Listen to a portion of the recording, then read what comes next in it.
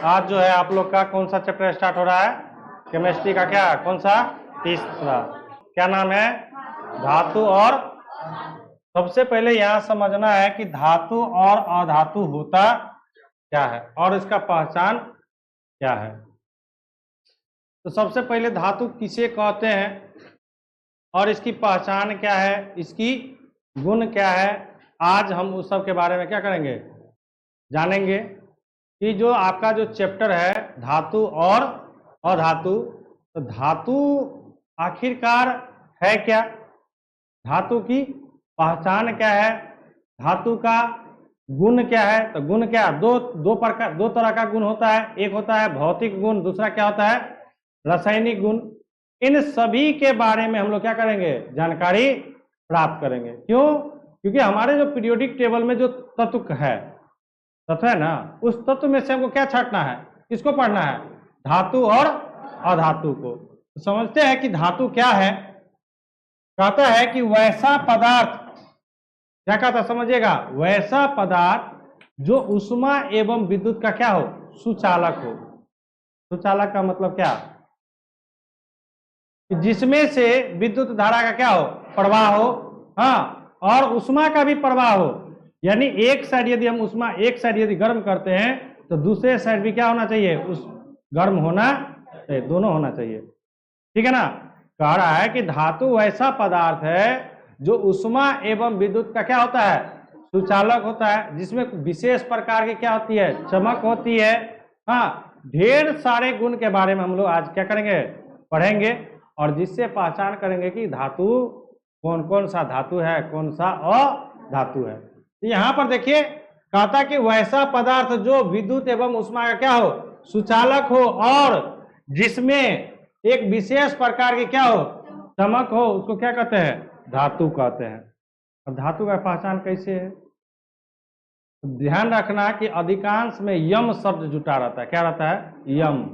यम जैसे sodium, magnesium, aluminium, potassium, हाँ, titanium. ठीक है ना। तो ये सब आपका क्या है, सारा का सारा क्या है, धातु है। तो धातु की क्या पहचान है, जिस तत्व के नाम में क्या जुटा रहे, यम शब्द जुटा रहे। क्या रहे, यम शब्द क्या रहे, जुटा रहे, उसको क्या कहेंगे हम लोग, धातु कहेंगे। जैसे मान के चले क्या, सोडियम Na, उसके बाद क्या, मैग्नीशियम, एल्युमिनियम, हाँ, पोटेशियम, कैल्शियम, हाँ, उसके बाद क्या, रुबिडियम, सीजियम इत्यादि। ये जो आपका है ना, ये सारे के सारे क्या है, धातु है। क्या है, धातु है। क्लियर है, कोई दिक्कत है इसमें? तो धातु की पहचान समझ गए कि जिस तत्व के अंतिम शब्द में क्या रहे, यम रहे, उसको हम लोग क्या कहेंगे, धातु कहेंगे। कोई दिक्कत है नहीं? तो जैसे में सोडियम है, मैग्नीशियम है, एल्युमिनियम है, पोटेशियम है, कैल्शियम है, रुबिडियम है, सीजियम है, हाँ, गैलीलियम है, ये सब जितने भी है ये सारे के सारे क्या है, धातु है। अब है धातु के भौतिक गुण। तो कहता है कि समझिएगा कि धातु के परमाणु के बाह्यतम कक्षा में इलेक्ट्रॉन की संख्या कितनी रहती है, 1 2 3। समझिएगा, हम लोग इलेक्ट्रॉनिक विन्यास पढ़े हैं, तत्व का इलेक्ट्रॉनिक विन्यास निकालने के लिए सीखे ना। तो जिस तत्व के इलेक्ट्रॉनिक विन्यास के अंतिम कक्षा में क्या हो, 1 2 3 इलेक्ट्रॉन रहे। कितना रहे, यानी क्या, किसी भी बाहरी किसी भी तत्व के बाह्यतम कक्षा में कितना इलेक्ट्रॉन रहे, 1 2 3 इलेक्ट्रॉन रहे, तो उसको हम लोग क्या कहेंगे, धातु कहेंगे। जैसे समझिएगा, जैसे हम लोग इसी में से एग्जांपल लेते हैं, जैसे सोडियम है, तो Na है ना, Na का परमाणु संख्या कितना, 11। यदि हम इसका क्या निकालते हैं, इलेक्ट्रॉनिक विन्यास, तो क्या लिखेंगे, 1s2 2s2 2p6 3s1। तो देखो 2 8, इसके बारीक एग्जाम कितना। अब मैग्नीशियम की बात करते हैं, Mg परमाणु संख्या कितना, 12, 1s2 2s2 2p6, हाँ, 3s2, 2 8 कितना। तो और भी लीजिए एग्जांपल, जैसे मान के चलिए एल्युमिनियम 13, इसका निकालते क्या, 1s2 2s2 2p 6 3s2 हाँ 3p कितना 1 इसके 2 8 टोटल बाहरी कक्षा में कितना देखो ये भी तीसरा ही है ये भी क्या है तीसरा ही है तो टोटल बाहरी कक्षा में कितना इलेक्ट्रॉन है 2 1 तो इस प्रकार के और भी मान के चलिए जैसे कैल्शियम है हाँ Ca कितना 20 इसका निकालते क्या 1s2 2s2 2p कितना 6 3s2 3p 6 4s कितना 2 2 8 8 बाहरी कक्षा में कितना इलेक्ट्रॉन ये सब जितने भी हैं ये सारे के सारे क्या है आपका धातु है तो धातु का क्या पहचान बना कि जिस तत्व के इलेक्ट्रॉनिक विन्यास के अंतिम कक्षा में कितना इलेक्ट्रॉन होना चाहिए 1 2 3 उसको हम लोग क्या कहेंगे धातु कहेंगे कोई दिक्कत है इसमें है अब देखिए इसका दूसरा गुण क्या है कहता कि धातु विद्युत धनात्मक होता है विद्युत धनात्मक का मतलब क्या कि धातु जो है ना अपना इलेक्ट्रॉन को क्या करता है त्यागता है यानी जो तत्व अपना इलेक्ट्रॉन को क्या करता है त्यागता है वह क्या होता है धातु होता है जैसे अभी हम एग्जांपल समझिएगा कि जैसे अभी मान के चलिए हम लोग क्या लिए सोडियम लिए ना सोडियम जी 11 ये क्या करेगा इसका इलेक्ट्रॉन विन्यास निकालेंगे तो क्या लिखेंगे 1s2 2s2 2p कितना 6 3s कितना 1 2 8 अब देखो इसके बाहरी कक्षा में कितना 1 अब ये जो सोडियम है ये अपना एक इलेक्ट्रॉन को क्या करेगा त्यागेगा क्यों त्यागेगा अपने आप को क्या करने के लिए स्टेबल करने के लिए मजबूत करने के लिए क्योंकि हर तत्व चाहता है कि हम अपने आप को क्या रहे स्टेबल करने का मतलब क्या न हम किसी से लेंगे न किसी को हम देंगे न साझा भी करेंगे लेंगे देंगे तो करेंगे न साझा भी करेंगे तो इसके लिए ये क्या करेगा अपना एक इलेक्ट्रॉन क्या करेगा त्यागेगा क्या करेगा एक इलेक्ट्रॉन त्यागेगा और जिसके कारण क्या इस पर कैसा एक धन आवेश क्या त्यागने वाले पर धन आवेश आता है और ग्रहण करने वाले पर क्या ऋण आवेश आता है तो यहां कहता कि धातु विद्युत धनात्मक होती है विद्युत धनात्मक मतलब क्या कि धातु जो होता है अपने इलेक्ट्रॉन का क्या करती है त्याग करती है क्यों त्याग करती है तो अपने आप को क्या करने के लिए स्टेबल करने के लिए अस्थाई तत्व बनने के लिए क्योंकि जब अस्थाई बन जाए अस्थाई का मतलब क्या कि जब ये एक इलेक्ट्रॉन त्याग दिया तो इसके बाहरी कक्षा में कितना इलेक्ट्रॉन रह गया 8 तो जब 8 हो जाएगा तो न किसी से लेगा न किसी को देगा क्योंकि हर तत्व चाहता क्या हम अपने आप को क्या रहे एक स्टेबल तत्व के रूप में उपस्थित हो ठीक है ना और भी जैसे मान के चलिए मैग्नीशियम में है Mg12 इसका इलेक्ट्रॉन कितना 1s2 2s2 2p 6 3s कितना 2 तो 2 8 इसके बाहरी कक्षा में कितना इलेक्ट्रॉन यानी क्या कि मैग्नीशियम जो है आपका वो क्या करेगा 2 इलेक्ट्रॉन क्या करेगा रिलीज करेगा यानी अपने से निकालेगा त्यागेगा तो इस पर कैसा आवेश आएगा प्लस कैगो तो जय को इलेक्ट्रॉन त्यागेगा उतना इलेक्ट्रॉन उस पर क्या आएगा आवेश उतना ही प्लस आवेश उस परमाणु पर क्या है आएगा इस प्रकार से ये क्या है धनायन में बदलता है किसमें बदलता है क्यों बदलता है पता चल गया ये और ध्यान रखिएगा कि जिस परमाणु के बाह्यतम कक्षा में 1 2 3 इलेक्ट्रॉन जो हम लोग पहला गुण जो पढ़े हैं वही गुण को ध्यान रखिएगा उसी गुण से पता चल जाएगा कि कौन त्यागने वाला है कौन ग्रहण करने वाला है तो मैक्सिमम 3 ग्रहण करता है अब मैक्सिमम 3 ऐसे तो 4 तक लेना और देना होता है कार्बन भी क्या होता है कार्बन का परमाणु संख्या कितना है 6 4 को वो ले सकता है 4 को दे भी सकता है लेकिन जो धातु है ना वो 3 तक ही कहां तक 3 तक मतलब क्या 3 को लेगा मतलब त्यागने वाला होगा क्या होगा त्याग कर सकता है केवल इलेक्ट्रॉन का क्या कर सकता है ये त्याग कर सकता है तीसरा गुण है कि धातु में आघात वर्धनीय गुण होती है आघात का मतलब क्या होता है सबसे पहले समझिए आघात वर्धनीय का मतलब क्या कि आप उस पर क्या कर सकते हैं चोट पहुंचाने पर वो टूटेगा नहीं तब ना देखते हैं कि हम लोहार के पास जाते हैं किसी लोहा का टुकड़ा लेकर के तो उसको जो आकृति कहते हैं उस प्रकार का हमको वो पदार्थ बना करके देता है नहीं देता है आप जाइए उसको बोलिए कचिया बना देने के लिए, कचिया बना देता है। केवल वो क्या काम करता है, लोहा को गर्म करता है, गर्म करके पीटता है। अब बताते हैं कि बिना गर्म किए हुए लोहा को पीटो, जल्दी नहीं फैलेगा, फैलेगा। लेकिन उसी को जब गर्म कर दिया जाता है तो क्या होता है, वो आसानी से क्या होता है, फैल जाता है ना।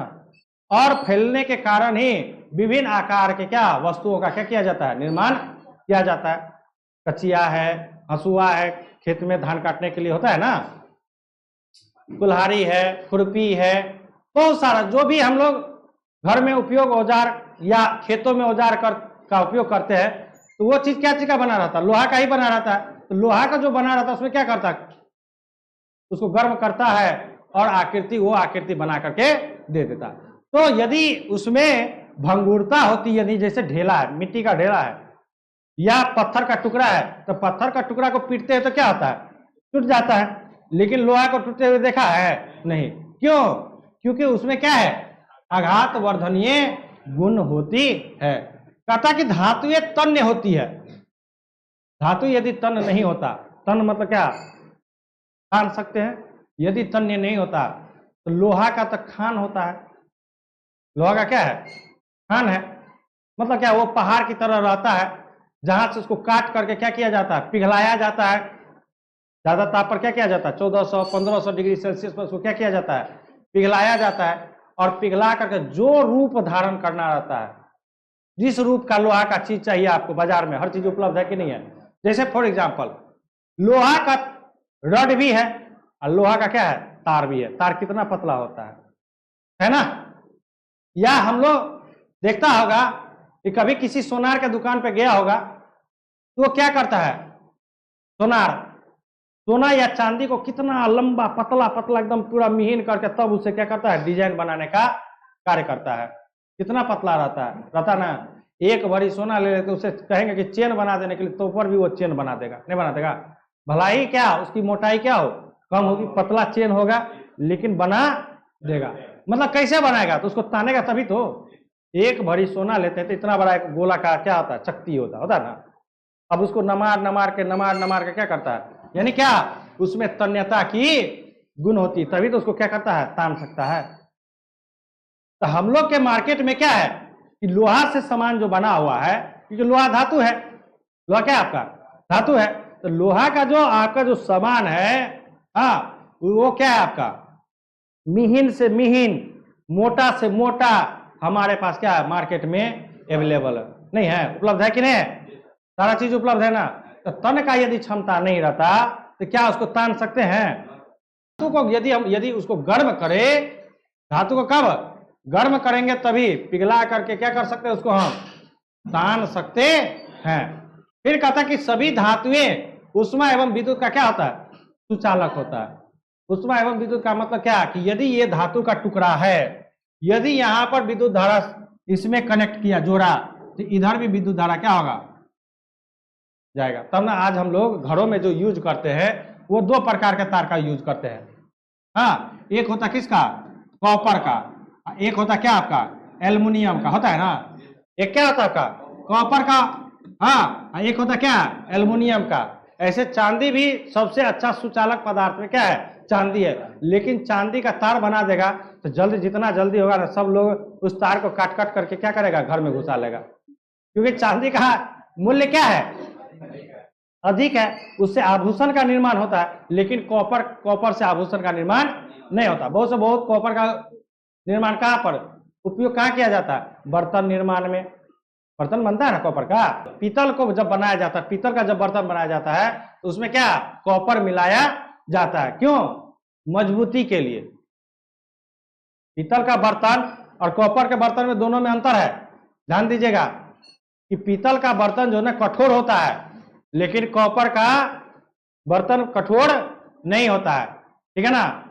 आप उसको हाथ से भी मारिएगा तो उसमें पचकने की क्षमता रहती है, लेकिन आप पीतल वाला जो लीजिएगा बर्तन, वो जल्दी आपको क्या होगा, पचकेगा नहीं। मतलब क्या, उसको चोट जब पहुंचाएगा तो उसके आकृति में जल्दी बदलाव नहीं होगा। क्यों, क्योंकि उसमें क्या होता है, कठोर होता है, जबकि कॉपर में क्या होता है, मुलायम होता है। इसलिए हम लोग जो तार जो यूज करते हैं, तो जिधर से घुसाना रहता है घर में, जब वायरिंग होता है तो नहीं ले जाते हैं तार को, यदि उसमें कठोरता, यदि मुलायमता नहीं होती, मुलायमता नहीं होती, लचक नहीं होती, तो क्या हम तार को ले जाते?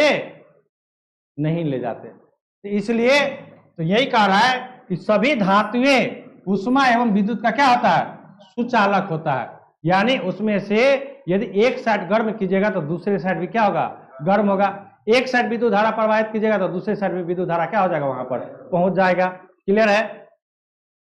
फिर कहता है कि इसमें एक विशेष प्रकार की चमक होती है जिसे क्या कहते हैं? धातुई चमक कहते हैं। कहता है कि धातु में एक विशेष प्रकार की चमक होती है। तो हमने देखता है कि सोना का जो हमारे पास आभूषण रहता है, सोना रहता है ना, तो देखता है ना चमक उसका कभी मलिन होता है? हाँ, होता है? नहीं होता है। केवल उस पर हमारे वायुमंडल में जो गंदगी रहती है, धूलकण जो रहता है, वो उस पर क्या होता है? बैठ जाता है, जिसके कारण वो हमें देखने में क्या, हाँ, थोड़ा सा क्या मटमैला रंग का दिखाई देता है, उतनी चमक। फिर जब उसको हम लोग क्या करते हैं? साफ करते हैं, तो वो फिर पुनः वो अपने क्या होता है? स्वरूप में आ जाता, नहीं आता है? अपनी चमक में आ जाता है कि नहीं आ जाता है? ठीक है ना? अब देखिए, जैसे हम लोग लोहा का उपयोग करते हैं, लोहा में जंग लग जाता है। लोहा में क्या होता है? जंग लग जाता है। जैसे ही तुम फिर लोहा का उसी टुकड़ा जंग लगे हुए टुकड़ा को काटो, तो अंदर में तुमको क्या दिखाई देगा? पूरा उजला उजला चमक दिखाई देगा। दिखाई देता है कि नहीं दिखाई देता है? तो क्या है, उसमें एक विशेष प्रकार की चमक होती है। फिर कहता है ये काफी क्या होते हैं? कठोर होते हैं। काफी क्या होते हैं? कठोर होते हैं। लेकिन कुछ बच्चों क्या है ना, कुछ धातु क्या होता है? मुलायम भी होता है। जैसे में लिथियम, सोडियम, गैलियम, पोटेशियम आदि धातु क्या होते हैं? मुलायम भी होते हैं। सारे के सारे धातु क्या होते हैं? कठोर नहीं होते हैं। इसलिए इस सबको क्या, सोडियम सबको क्या चाकू से काटा जा सकता है।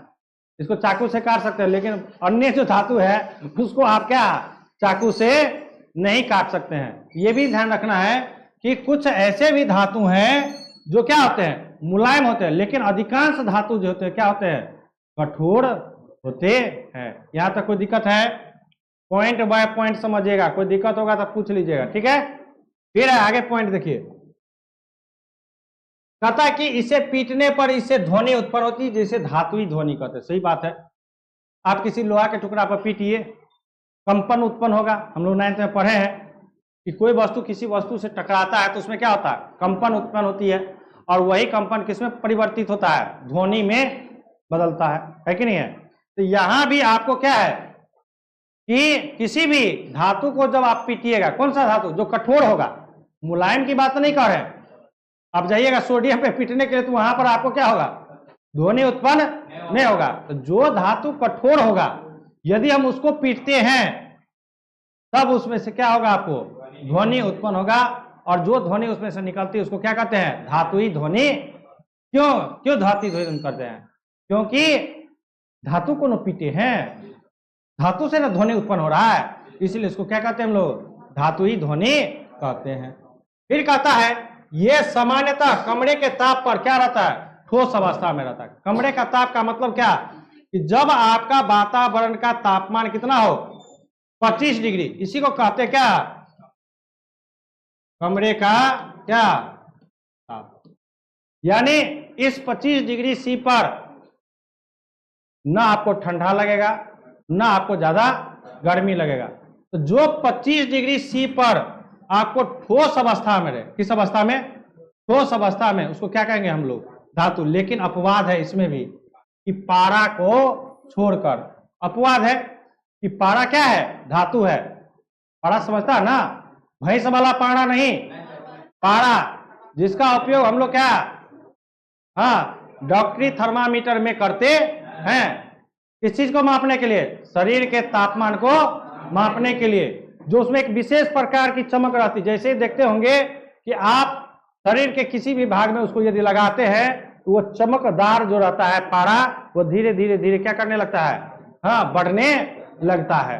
और जब उसको फिर झाड़ देते हैं, ऐसे हाथ से पकड़ के क्या करते हैं? झाड़ देते हैं, तो वो क्या होता है? कहां पर? तो वो थर्मामीटर के क्या गुंडी में आकर के क्या होता है? जो गुंडी रहता है ना आगे में, उसमें आकर क्या हो जाता है? स्थिर हो जाता है। तो वही कहता है कि सामान्य ताप पर, सामान्य कमरे के तापमान पर क्या होता है, अधिक सारे के सारे धातु क्या होते हैं, हाँ, ठोस अवस्था में रहते हैं। लेकिन अपवाद में क्या कि एक क्या पारा जो है वो क्या होता है, आपका कमरे के तापमान पर द्रव अवस्था में होता है। ऑब्जेक्टिव पूछ देगा इसे, देखो यही सब में से ऑब्जेक्टिव पूछेगा। ऑब्जेक्टिव 4 को दे देगा कि बताओ कौन सा ऐसा धातु है जो कमरे के तापमान पर, हाँ, द्रव अवस्था में रहता है। तो 4 को ऑप्शन में से पारा भी दे दिया रहेगा। यदि पारा नहीं दिया रहेगा 3 को और दे दिया रहेगा, जैसे लिथियम दे देगा, सोडियम दे देगा, पोटेशियम दे देगा, और चौथा ऑप्शन दे देगा इनमें से कोई नहीं। आप लोग को कौन सा मारिएगा इनमें से? तो ये सब पॉइंट अभी से ही समझिए। ऑब्जेक्टिव कहीं से बनता नहीं है, ऑब्जेक्टिव थ्योरी का ही पार्ट होता है। कहीं से भी बीच में से वो क्या किया, पॉइंट को उठाया, ऑब्जेक्टिव बना दिया, उसमें से 4 को ऑप्शन दे दिया। इस प्रकार से आप लोगों को थ्योरी को इतना अच्छा गहराई से पढ़िए ना कि जो कि आपको थ्योरी को रटना न पड़े, ऑब्जेक्टिव के लिए अलग से पढ़ने की जरूरत नहीं है। आप इसी में से अपने मन से ऑब्जेक्टिव बना सकते हैं, नहीं बना सकते हैं? अभी इसमें से जितना भी पॉइंट बनाए हैं, हाँ, उसमें से क्या हम कम से कम 20 को ऑब्जेक्टिव बना सकते हैं, केवल इतना पॉइंट में। 10-11 पॉइंट लिखे हैं ना, इस 10-11 पॉइंट में से हम आपको 20 को ऑब्जेक्टिव बना सकते हैं। तो ऑब्जेक्टिव बनाने का कला होना चाहिए, तभी जाकर के आप क्या कर सकते हैं, अच्छा नंबर ला सकते हैं। ठीक है ना? नंबर तो चलिए बात की बात है, नॉलेज यदि रखना है तो आपको थ्योरी को पूरा, आपके मस्तिष्क में थ्योरी का क्या होना चाहिए, कमांड होना चाहिए। बार बार हम कह रहे हैं कि जब तक आपको थ्योरी का जानकारी नहीं होगा बच्चों, तब तक आप लोगों को सही ढंग से नॉलेज नहीं हो पाएगा। फिर है कि लगभग सभी धातुओं का घनत्व क्या होता है, उच्च। अब घनत्व का फॉर्मूला क्या होता है, सबसे पहले बताओ, घनत्व का फॉर्मूला क्या होता है, द्रव्यमान बटा क्या, आयतन, यही होता है। अब भैया ये सारा का सारा किस रूप में रहता है, अधिकांश ठोस रूप में। तो ठोस का तो ऑटोमेटिक है ना कि द्रव्यमान क्या होता है, द्रव्यमान मतलब क्या, वजन। द्रव्यमान का मतलब क्या, किसी भी ठोस पदार्थ, हमारे पास जो पदार्थ है वो कितने प्रकार के पदार्थ हम लोग पढ़े हैं ना, कितने प्रकार के, 3 प्रकार के। एक होता है क्या, ठोस, दूसरा क्या होता है, द्रव, और तीसरा क्या होता है, क्या है। मान के चलिए आपके पास, समझिएगा थोड़ा सा, मान के चलिए हम लोग 3 बर्तन लेते हैं, 3 बाल्टी लेते हैं, सेम साइज का, ठीक है ना, 3 बाल्टी लेते हैं, क्या, सेम साइज का।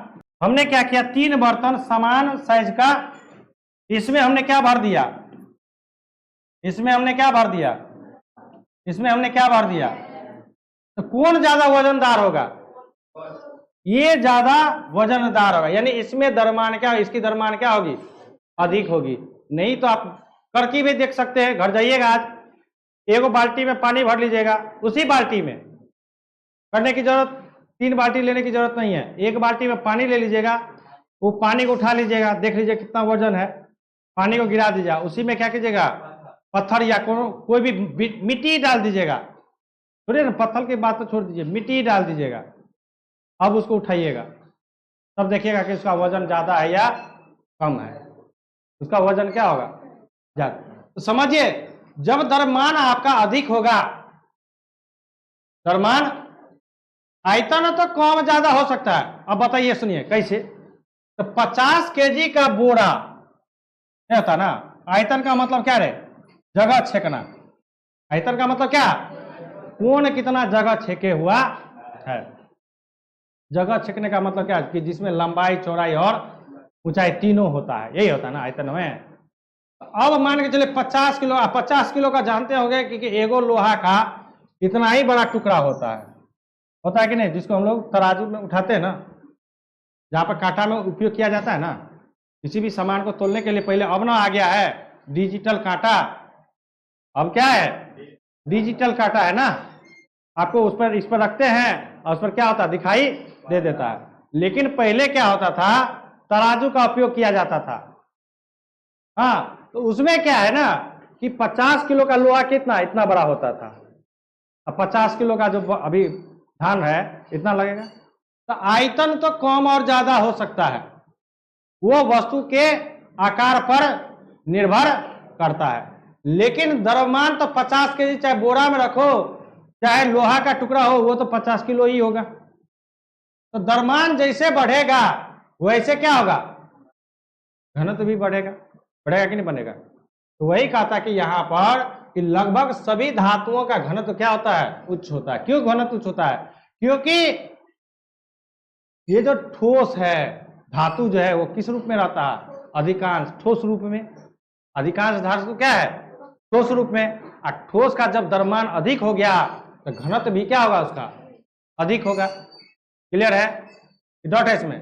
तो वही चीज यहाँ कहता है। तो आपसे कोई पूछ सकता है कि बच्चों बताओ, ये जो पॉइंट आप लिखे हैं कि लगभग सभी धातुओं का घनत्व उच्च होता है, तो क्यों उच्च होता है?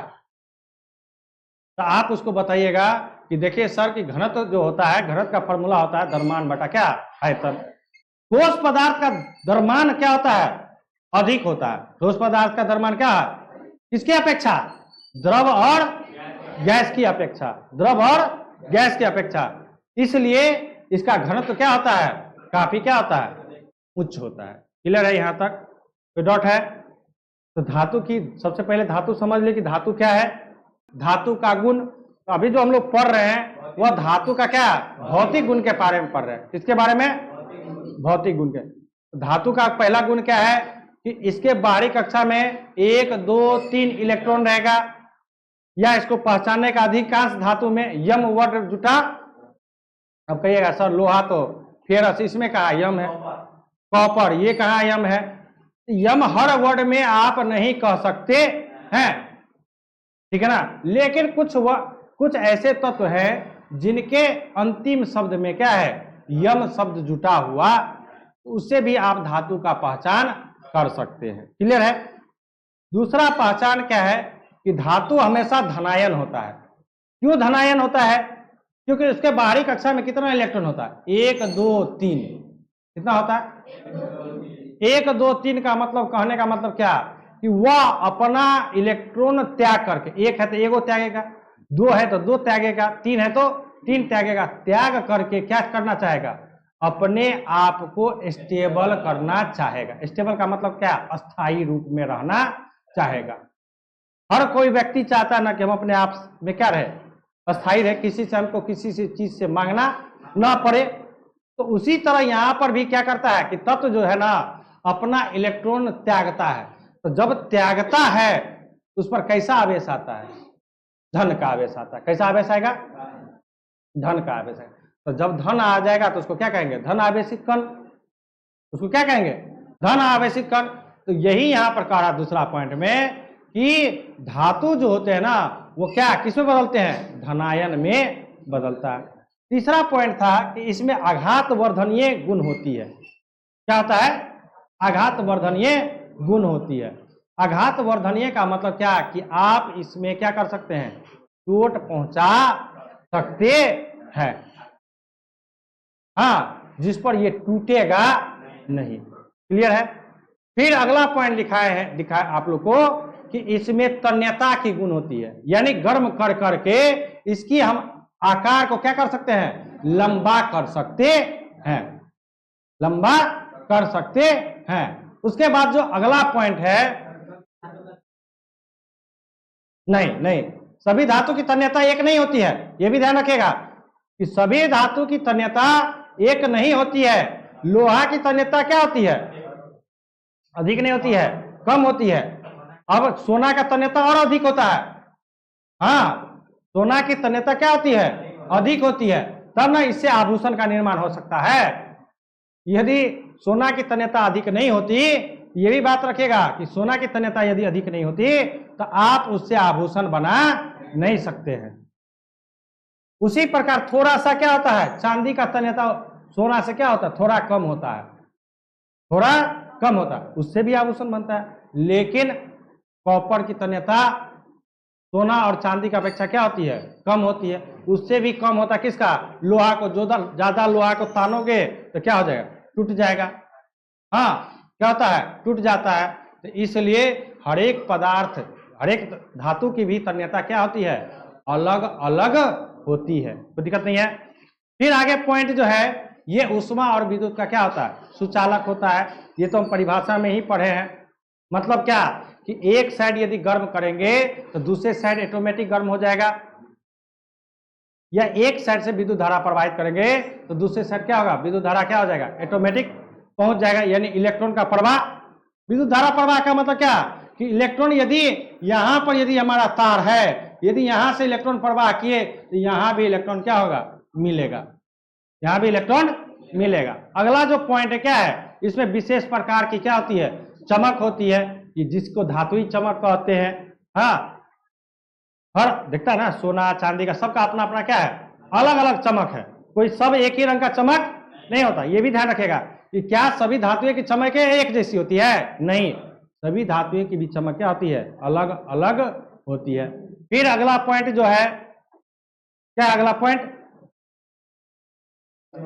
हाँ, इसमें ये क्या होता है, कठोर होता है। लेकिन अपवाद में क्या है, कुछ धातु ऐसे भी होते हैं जो मुलायम होते हैं, जैसे में लिथियम, सोडियम, पोटेशियम, ये सब क्या है, मुलायम धातु होते हैं। ये क्या होते हैं, मुलायम धातु होते हैं। फिर आगे क्या है, अधिकांश धातु क्या होता है, कमरे के तापमान पर ठोस अवस्था में रहता है।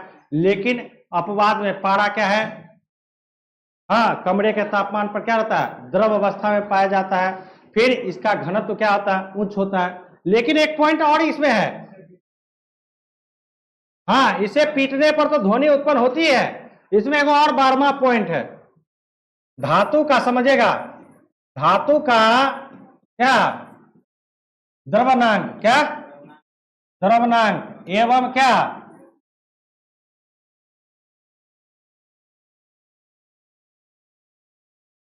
एवं क्या, क्वथनांक क्या होता है, उच्च होता।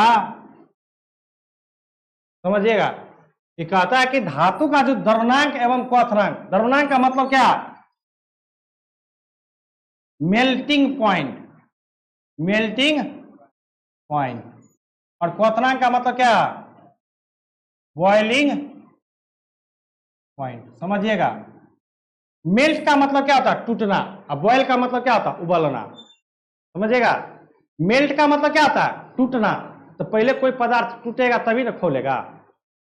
जैसे हम ही लोग पानी को गर्म करते हैं, पानी को गर्म करते हैं, क्या करता है, पानी पहले क्या करता है, खोलने लगता है, नहीं, तो पानी का जो अणु है वो पहले क्या होता है, टूटता है, और तब जाकर वो क्या होता है, खोलता है। तो उसी तरह हम लोग जो, जैसे मान के चलिए कचरा जिसे ले जाता है, लोहा लकड़ खरीद कर ले जाता है, तो उसको पहले क्या करता है, भट्टी में क्या किया जाता है, डाला जाता है, तो वो धीरे धीरे क्या होता है, टूटता है। जैसे फॉर एग्जाम्पल, और जैसे हम लोग दाल बनाते हैं या चना का सब्जी बनाते हैं, तो क्या एक ही बार में वो क्या होता है, पूरा गल जाता है।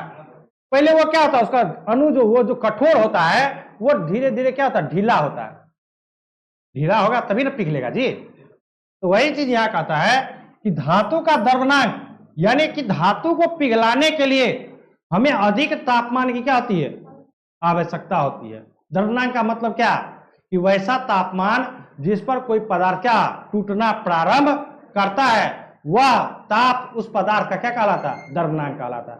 और क्वथनांक किसको कहते हैं, कि वैसा ताप जिस पर कोई भी पदार्थ क्या उबलना प्रारंभ, मतलब क्या, कि वैसा ताप, या आप ऐसे कह सकते हैं कि द्रव्यनांक के तापमान से जो तापमान पर कोई भी पदार्थ क्या होता है, पिघलना, क्या पिघलना नहीं, उबलना चालू कर दे, वह तापमान क्या कहलाता है, तो हाँ, उसको क्या कहते हैं हम लोग, क्वथनांक। मतलब क्या, कि द्रव्यनांक का जो तापमान होता है, इस क्वथनांक के तापमान से क्या होता है, कम होता है। यानी इसका क्या होता है, कम, और ये क्या होता है आपका, ज्यादा। यहां पर कोई भी पदार्थ क्या होता है, टूटना प्रारंभ करता है, यहां पर क्या करता है, उबलना प्रारंभ। तो उबालने के लिए तो अधिक तापमान की जांच चाहिए ना, उतना ही तापमान पर उबलेगा, अधिक तापमान का, ठीक है ना। और टूटने के लिए क्या, थोड़ा सा कम तापमान। तो समझ गए, ये क्या कहता है कि धातु का द्रव्यनांक एवं क्वथनांक क्या होता है, काफी उच्च होता है। आप बोलिएगा सर कैसे, तो जाइए, तो आप लोहा को कहे ने लोहार जाता, लोहार इतना पूरा देखते होंगे कि पूरा भट्टी में क्या कर देता है, गर्म कर देता, लाल लाल हो जाता है, लेकिन क्या फिर भी पिघलता है? लेकिन उतना ही तापमान पर जाइए सोनार के पास, तो सोनार क्या करता है, सोना को पिघला देता है, नहीं पिघला देता है। क्यों? क्योंकि सोना का द्रवनांक और क्वथनांक क्या है, लोहा की अपेक्षा क्या है, काफी कम है, इसलिए वो क्या होता है, कम तापमान पर ही पिघल जाता है, जबकि लोहा का द्रवनांक और क्वथनांक क्या है, काफी उच्च है। 1400 डिग्री सेल्सियस पर जाकर वो क्या होता है, पिघलना प्रारंभ करता है। अब 1400 डिग्री से कम होता है, 1400 डिग्री हम लोग को यहाँ तो क्या कि 50 डिग्री पहुंच जाता है, 30, 35, 36 डिग्री पहुंचता है, 38 डिग्री पहुंचता है तापमान, वायुमंडलीय तापमान, तो हम लोग का तो हालत खराब हो जाता है। वहां पर 1400 डिग्री सी पर उसको क्या किया जाता है, पिघलाया जाता है। क्लियर है? कहता है कि कुछ धातुएं के जो है ना घनत्व क्या होता है, निम्न होता है। अधिकांश धातु का तो क्या पता है, उच्च होता है। क्यों? क्योंकि उसका द्रव्यमान क्या होता है, अधिक होता है। घनत्व का मतलब क्या है कि द्रव्यमान पर। लेकिन कुछ जैसे मान के चले, जैसे सोडियम है, हाँ, उसके बाद क्या है, पोटेशियम है आपके पास, हाँ, ये सब धातु क्या है ना बच्चों, हल्का धातु है। क्या है? हल्का। तो हल्का जैसे ही होगा तो उसका घनत्व क्या होगा, हल्का होने का मतलब क्या है कि इसका द्रव्यमान क्या है, द्रव्य मान क्या आपका कम है, और जब ये कम होगा उसका घनत्व क्या होगा, कम होगा। तो ये सब पॉइंट था किसका, आपका धातु के भौतिक गुण, धातु के भौतिक गुण।